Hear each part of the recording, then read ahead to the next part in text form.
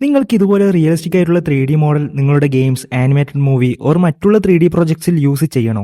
ഒരു 3D character realistic ആയിട്ട് model ചെയ്ത് ടെക്സ്ചർ ചെയ്ത് കിട്ടാൻ അത്രയും പണിയുള്ള കാര്യമാണ്. അതേപോലെ 3D ആർട്ടിസ്റ്റിന്റെ അടുത്ത് റിയലിസ്റ്റിക് ആയിട്ട് 3D ക്യാരക്ടർ ചെയ്തു തരാൻ പറഞ്ഞാൽ എങ്ങനെയും 10,000-ൽ കൂടുതൽ വരും. നിങ്ങൾ 3D ആർട്ടിസ്റ്റ് ആണെങ്കിൽ റിയലിസ്റ്റിക് ക്യാരക്ടറിന് ഒരു 10,000-ന് താഴെ ഒന്നും വാങ്ങി വില കളയാൻ നിൽക്കരുത്. ആരാണെങ്കിലും അതിനുള്ള എമൗണ്ട് തന്നെ വാങ്ങാൻ ശ്രമിക്കുക. പക്ഷേ ഇങ്ങനെയൊന്നും പേ ചെയ്യാതെ ഇരുന്ന് മോഡൽ ചെയ്യാതെ റിയലിസ്റ്റിക് ആയിട്ടുള്ള 3D characters with complete rig കിട്ടുന്ന ഒരു സ്ഥലമുണ്ട്, എപ്പിക് ഗെയിംസിന്റെ മെറ്റാഹ്യൂമൻ. ഇവിടെ കുറേ ഡിഫറെൻ്റ് ആയിട്ടുള്ള ക്യാരക്ടേഴ്സ് ഫ്രീ ആയിട്ട് നിങ്ങൾക്ക് യൂസ് ചെയ്യാൻ പറ്റും. ഇന്നത്തെ വീഡിയോയിൽ മെറ്റാഹ്യൂമനെ കുറിച്ച് എങ്ങനെ ഇത് യൂസ് ചെയ്യാം എന്നതിനെ കുറിച്ചൊക്കെ ഡീറ്റെയിൽ ആയിട്ട് തന്നെ കാണാം. So this is Vichu from gaming Extrance YouTube channel. Let's begin.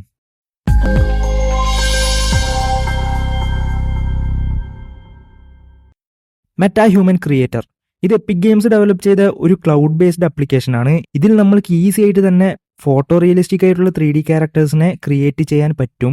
ഇങ്ങനെ ക്രിയേറ്റ് ചെയ്യുന്ന ക്യാരക്ടേഴ്സിനെ നമ്മുടെ അൺറിയൽ എഞ്ചിൻ പ്രൊജക്ട്സിലോട്ട് ഈസി ആയിട്ട് ഇമ്പോർട്ട് ചെയ്യാം.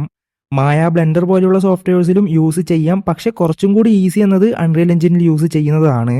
ഇതിൽ ഓൾറെഡി പ്രീമെയ്ഡ് ആയിട്ടുള്ള ക്യാരക്ടേഴ്സ് ഉണ്ട്.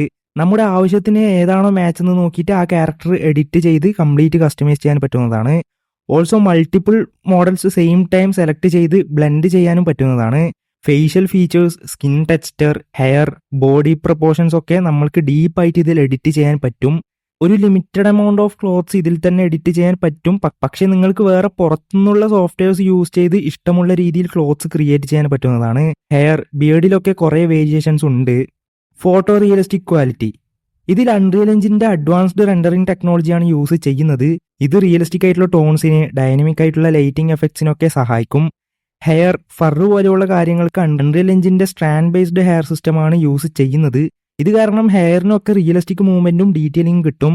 സ്ട്രാൻഡ് ബേസ്ഡ് എന്ന് പറയുമ്പോൾ ഹെയർ ആൻഡ് ഫർ ഇതുപോലെയുള്ള കാര്യങ്ങൾ ആ ഒരു ഭാഗത്ത് ഒരു പ്ലെയിൻ മെഷ് കൊടുത്തിട്ട് ഹെയർ ടെക്സ്ചേഴ്സ് കൊടുക്കാതെ സെപ്പറേറ്റ് ആയിട്ടുള്ള കുറേ സ്ട്രാൻഡ് ഹെയർ ആണ് ഉള്ളത്. ഓൾസോ ഫിസിക്സ് സിമുലേഷന് കെയോസ് ഫിസിക്സ് ആണ് യൂസ് ചെയ്യുന്നത്. സോ റിയലിസ്റ്റിക് ആയിട്ടുള്ള ഈ ഗ്രാവിറ്റി, വിൻഡിനേറ്റ രീതിയിൽ ഹെയർ മൂവ് ആവുന്നത് കാണാൻ പറ്റും. Rigging and animation facial rigging ഒക്കെ പക്കയായിട്ട് മാക്സിമം എത്ര കൺട്രോളിൽ കൊണ്ടുവരാൻ പറ്റുമോ അത്രയും നമ്മൾക്ക് ഈ ക്യാരക്ടേഴ്സിനെ കൺട്രോളിൽ എടുക്കാൻ പറ്റും. ഓൾസോ ബോഡി റിഗും അതേപോലെ തന്നെ ക്രിയേറ്റ് ചെയ്യാം. അതേപോലെ തന്നെ കൺട്രോളിൽ കിട്ടുന്നതാണ്. ഇത് hand animation and motion capture രണ്ടെണ്ണത്തിനും യൂസ് ചെയ്യാം. പിന്നെ ഇത് റിയൽ ടൈം ആനിമേഷൻ സപ്പോർട്ട് ചെയ്യുന്നതാണ്. സോ ലൈവ് ലിങ്ക് ഫേസ് പോലെയുള്ള ആപ്സ് യൂസ് ചെയ്ത് ഫേഷ്യൽ എക്സ്പ്രഷനും വോയിസ് സിങ്കിങ്ങും ഒക്കെ നമ്മൾക്ക് ചെയ്യാൻ പറ്റും. ലൈവ് ലിങ്ക് iOS-ന് സപ്പോർട്ട് ആവുന്ന ആപ്പാണ്. ആൻഡ്രോയിഡ് ഡിവൈസസ് യൂസ് ചെയ്തും ഫേസ് എക്സ്പ്രഷൻസ് നമുക്ക് മോക്കാപ്പ് ചെയ്യാൻ വേറെ വഴികളുണ്ട്. ഞാൻ ഇതിന്റെ ട്യൂട്ടോറിയൽ ഒന്ന് ചെയ്യാൻ പറ്റുമോ നോക്കാം. പാന്തറിന് വേണ്ടി എന്തായാലും മോക്കാപ്പ് ചെയ്യേണ്ടി വരും. ആ സമയത്ത് വീഡിയോ ഷൂട്ട് ചെയ്യുവാണെങ്കിൽ നമ്മൾക്ക് അതിനെക്കുറിച്ചൊരു ഡീറ്റെയിൽ ആയിട്ട് വീഡിയോ കാണാം.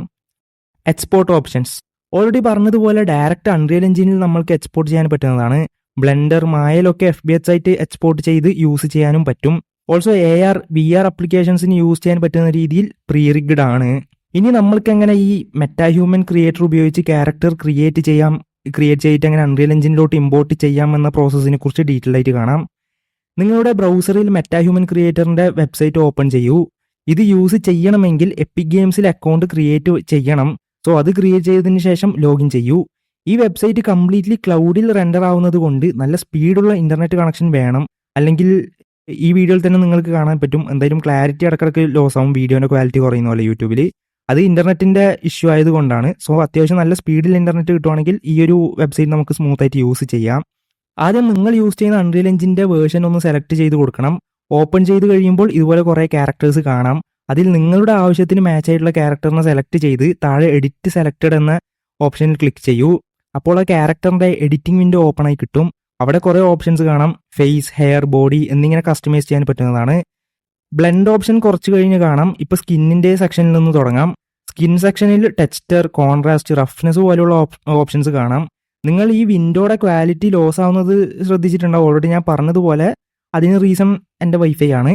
സോ അത്യാവശ്യം നല്ല സ്പീഡിൽ തന്നെ മാക്സിമം യൂസ് ചെയ്യാൻ നോക്കുക, സ്പീഡിൽ ഇന്റർനെറ്റ് തന്നെ.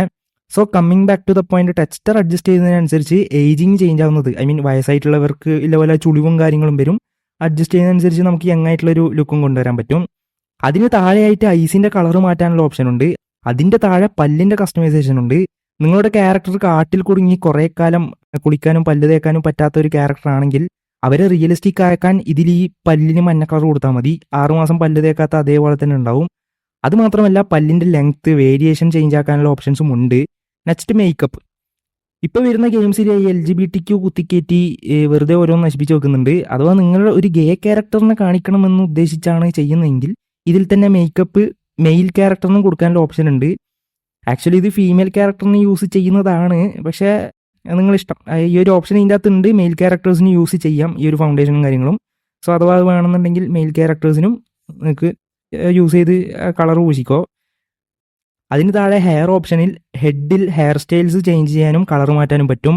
ഓൾസോ ഐബ്രോസ്, ഐലാഷ്, മീശ, താടിയൊക്കെ ഈ സെക്ഷനിൽ തന്നെ ചേഞ്ച് ചെയ്യാം.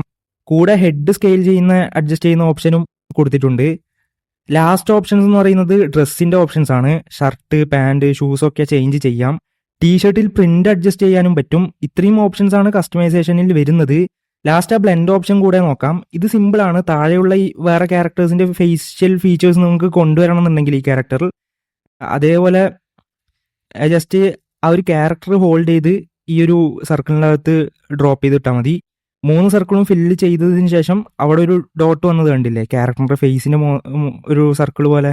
അത് ഹോൾഡ് ചെയ്താൽ ഈ 3 ക്യാരക്ടറും കാണും. സോ ഇപ്പം മൂക്കിലാണ് വേണ്ടതെങ്കിൽ മൂക്കിൻ്റെ ഭാഗത്തിൽ ആ ഒരു ഡോട്ടിൽ ക്ലിക്ക് ചെയ്തിട്ട് ഹോൾഡ് ചെയ്യുക. അപ്പം 3 ക്യാരക്ടറും വരും. ഈ 3 ക്യാരക്ടറിൽ ഏത് ആളുടെ മൂക്ക് പോലെയാണോ നിങ്ങൾക്ക് വേണ്ടത് ആ സൈഡിൽ ആ ഭാഗത്തോട്ട് വലിച്ചിട്ട് ജസ്റ്റ് റിലീസ് ചെയ്യുക. അപ്പോൾ അതേപോലെ കിട്ടും. അതേപോലെ കണ്ണ്, മൂക്ക്, വായി എവിടെ വേണമെങ്കിലും, ഐ മീൻ ആ ഡോട്ട് എല്ലാ സ്ഥലത്തും ഈ ഒരു വഴി ഉപയോഗിച്ച് നമുക്ക് ആ മോഡൽ കൊണ്ടുവരാൻ പറ്റുന്നതാണ്. അതേപോലെ നിങ്ങൾക്ക് എക്സ്ട്രാ ക്യാരക്ടേഴ്സ് വേണമെങ്കിൽ ആ എക്സ്ട്രാ കാണിച്ചിട്ടുള്ള ഡോട്ട്സിൽ ഡ്രാഗ് ചെയ്തിട്ട് ഇപ്പുറത്ത് അതേപോലെ വലിച്ചിട്ടാൽ മതി. ഓൾസോ ഇതല്ലാതെ നിങ്ങൾക്ക് ഇവിടെ സ്കൾപ്റ്റ് ചെയ്യാനുള്ള ഓപ്ഷനും കൊടുത്തിട്ടുണ്ട്. സ്കൾപ്റ്റ് മോഡിലോട്ട് പോയി കഴിഞ്ഞാൽ ഇതുപോലെ കുറേ ഡോട്ട്സ് കാണാം. അത് വലിച്ച് നിങ്ങൾക്ക് കസ്റ്റമായിട്ട് ഫേസിൻ്റെ ഷേപ്പ് ചേഞ്ച് ചെയ്യാൻ പറ്റുന്നതാണ്. മുകളിൽ റേ ട്രേസിങ്ങിൻ്റെ ഓപ്ഷൻ ഉണ്ട്. അത് ചേഞ്ച് ചെയ്യുമ്പോൾ ലൈറ്റിംഗ് മാറുന്നത് കാണാം. തൊട്ടിപ്പുറത്ത് ക്യാമറ ഓപ്ഷൻസും, ഐ മീൻ അത് ഏത് ആംഗിളിലാണ്, ഈ ഒരു ക്യാമറ ഏത് ആംഗിളിലാണ്, ഏത് പോർഷനെ ഫോക്കസ് ചെയ്യുന്ന രീതിയിലാണ് വേണ്ടതെന്ന് നിങ്ങൾക്ക് ചേഞ്ച് ചെയ്യാം. ഓൾസോ ഇതിൽ ലൈറ്റ് അഡ്ജസ്റ്റ് ചെയ്യുന്ന ഓപ്ഷൻ ഉണ്ട്. സോ ഡിഫറെൻറ്റ് ലൈറ്റ്സിൽ നിങ്ങളുടെ ക്യാരക്ടറിന് എങ്ങനെയാണ്, ഏത് രീതിയിലുള്ള ലുക്കാണ് ഉണ്ടാവുക എന്ന് ഇവിടെ തന്നെ ടെസ്റ്റ് ചെയ്ത് നോക്കാം. ഈവൻ സിൽ ഔട്ടിൻ്റെ ഓപ്ഷനും കൊടുത്തിട്ടുണ്ട്. ഈ ലിംബോ, വെക്ടർ പോലുള്ള ഗെയിംസിൻ്റെ സ്റ്റൈലിലാണ് നിങ്ങൾ ചെയ്യുന്നതെങ്കിൽ ഇവിടെ തന്നെ ക്യാരക്ടർ എങ്ങനെ കാണാനുണ്ടാവും ടസ്റ്റ് ചെയ്ത് നോക്കാം. ഇനി ഇതെങ്ങനെ അൺറിയൽ എഞ്ചിനിലോട്ട് ഇമ്പോർട്ട് ചെയ്യാമെന്ന് നോക്കാം. എപ്പിക് ഗെയിംസ് എടുത്തിട്ട് അൺറിയൽ എഞ്ചിൻ ലോഞ്ച് ചെയ്യൂ. അതിൽ പുതിയ പ്രൊജക്റ്റ് ക്രിയേറ്റ് ചെയ്യൂ. ഞാൻ 3rd പേഴ്സൺ പ്രൊജക്റ്റാണ് ക്രിയേറ്റ് ചെയ്യുന്നത്. അൺറിയൽ എഞ്ചിൻ ഓപ്പൺ ആയതിനു ശേഷം വിൻഡോസിൽ ക്വിക്സൽ ബ്രിഡ്ജ് ഓപ്പൺ ചെയ്യൂ. ഇവിടെ ശ്രദ്ധിക്കേണ്ട ഒരു കാര്യം, നിങ്ങൾ മെറ്റാഹ്യൂമൻ ക്രിയേറ്ററിൽ ലോഗിൻ ചെയ്യാൻ അതേ അക്കൗണ്ട് ഉപയോഗിച്ച് വേണം ക്വിക്സൽ ബ്രിഡ്ജിൽ ലോഗിൻ ചെയ്യാൻ. കാരണം അവിടെ ഇപ്പം നമ്മൾ ക്രിയേറ്റ് ചെയ്ത് വെച്ച ആ ഒരു മോഡൽ ക്ലൗഡിൽ സേവ് ആയിട്ടുണ്ടാവും. സോ ആ ക്ലൗഡിൽ സേവ് ആയ മോഡൽ ഇവിടെ കിട്ടണമെങ്കിൽ ആ സെയിം അക്കൗണ്ട് വെച്ച് ഇവിടെ ലോഗിൻ ചെയ്യണം. അപ്പോൾ സേവ് ചെയ്ത ഡാറ്റ ഇതിലോട്ട് ലോഡായി കിട്ടും. അപ്പം നമ്മൾ അവിടെ ക്രിയേറ്റ് ചെയ്ത് വെച്ച ക്യാരക്ടർ ഇവിടെ നമുക്ക് കിട്ടും. ഇവിടെ ക്യാരക്ടർ സെലക്ട് ചെയ്ത് കഴിഞ്ഞ് ആ ക്യാരക്ടറിൻ്റെ ക്വാളിറ്റി ഏതാണെന്ന് വെച്ചാൽ സെലക്ട് ചെയ്യാനുള്ള ഓപ്ഷൻ ഉണ്ട്. സോ അതും കൂടി സെലക്ട് ചെയ്ത് കൊടുത്തിട്ട് ഡൗൺലോഡ് ക്യാരക്ടർ കൊടുക്കുക. ഡൗൺലോഡ് ആയി കഴിഞ്ഞ് ആഡ് കൊടുത്താൽ അൺറിയൽ എഞ്ചിനിലോട്ട് ആഡ് ആവും. ഓൾസോ ഈ ഡൗൺലോഡ് ആവാൻ അത്യാവശ്യം ടൈം എടുക്കും. കാരണം അത് ഫസ്റ്റ് കൺവേർട്ട് ആവും. കൺവേർട്ട് ആയി കഴിഞ്ഞാണ് ഡൗൺലോഡ് ആവുക. കൺവേർട്ട് ആവുന്നത് നിങ്ങളുടെ സ്പെക്ക്, ലാപ്ടോപ്പിൻ്റെ സ്പെക്ക് അല്ലെങ്കിൽ ഡെസ്ക്ടോപ്പിൻ്റെ സ്പെക്ക് അനുസരിച്ചുണ്ടാവും. സോ ആ ക്വാളിറ്റിക്ക് അനുസരിച്ച് ടൈം കൂടും. ഡൗൺലോഡ് ആവുന്നത് നിങ്ങളുടെ ഇൻ്റർനെറ്റ് സ്പീഡ് അനുസരിച്ചായിരിക്കും ഉണ്ടാവുക. സോ ഡൗൺലോഡ് ആയി കഴിഞ്ഞ് ആഡ് കൊടുത്താൽ അൺറിയൽ എഞ്ചിനിലോട്ട് അത് ആഡ് ആവും. ഇനി അൺറിയൽ എഞ്ചിനിൽ എങ്ങനെ അത് യൂസ് ചെയ്യാമെന്ന് നോക്കാം. അൺറിയൽ എഞ്ചിനിൽ ഓപ്പൺ ചെയ്തിട്ട് ആ കണ്ടന്റ് ബ്രൗസറിൽ നമ്മുടെ മെറ്റാഹ്യൂമൻ്റെ ഫോൾഡർ കാണാം. അതിൽ ബ്ലൂ പ്രിന്റ് ഹോൾഡ് ചെയ്ത് സീനിലോട്ട് ഡ്രാഗ് ചെയ്യൂ.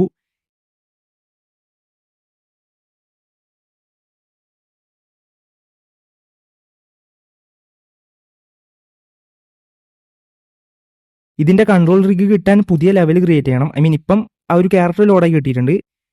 ഇനി ആ കൺട്രോൾസ് വേണ്ടേ, ആ കയ്യും കാലും ആ വട്ടമായിട്ടുണ്ടാവും, ഫേസിലെല്ലാം കുറേ ഡോട്ട് ഉണ്ടാവും റിഗായിട്ട്. സോ അത് കിട്ടണമെങ്കിൽ ഒരു പുതിയ ലെവൽ സീക്വൻസർ ക്രിയേറ്റ് ചെയ്യണം. അത് ക്രിയേറ്റ് ചെയ്ത് കഴിഞ്ഞിട്ടാകുമ്പം ഈ ഒരു ക്യാരക്ടറിൻ്റെ ബ്ലൂ പ്രിന്റ് ഔട്ട്ലൈനറിന് ഡ്രാഗ് ചെയ്ത് ഈ ഒരു ലെവൽ സീക്വൻസറിലോട്ട് പ്ലേസ് ചെയ്യുക.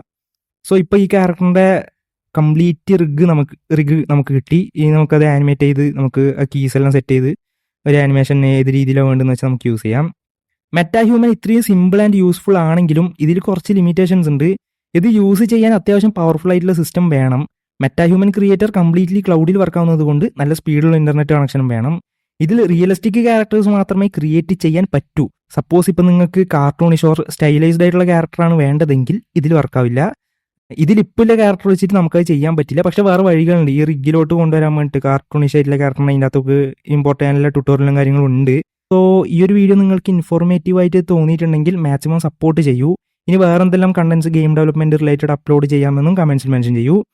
സോ ഞാൻ ഈ വീഡിയോ അവസാനിപ്പിക്കുന്നത് ഇഷ്ടപ്പെട്ടില്ല. ലൈക്ക് ഷെയർ ചെയ്യാൻ വേണ്ടി ചാനൽ സബ്സ്ക്രൈബ് എടുത്ത് ബെല്ലൈക്കൺ ചെയ്ത് സപ്പോർട്ട് ചെയ്യുക. ഇനി വേറെ നല്ല വീഡിയോ കാണുന്ന ഇങ്ങോട്ട് വെച്ചു from gaming extends. Peace out.